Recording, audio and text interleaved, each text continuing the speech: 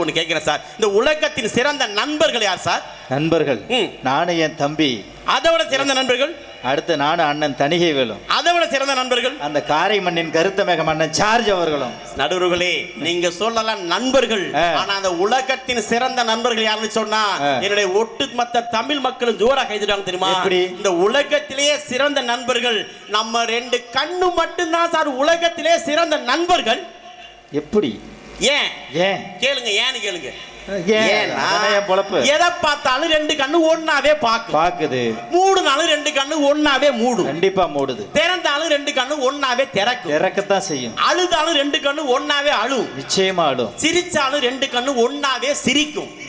இப்படி எதை செஞ்சாலும் ஒன்னாவே செய்யற இந்த ரெண்டு கண்ணும் நம்ம பவித்ரா மாதிரி ஒரு அழகான பொம்பளை புள்ளைய பார்த்தா அந்த ரெண்டு கண்ணுல ஒரு கண்ணு மட்டும்தான் டபக்குன்னு அடிக்கும்.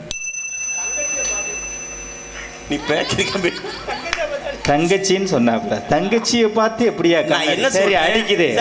ஒன்னா இருக்கிற கண்ணையே ஒரு பொண்ணு பிரிச்சு போறால, ஒன்னா இருக்க குடும்பத்தை அக்கு வேற ஆணி வேற பிரிச்சு போறால.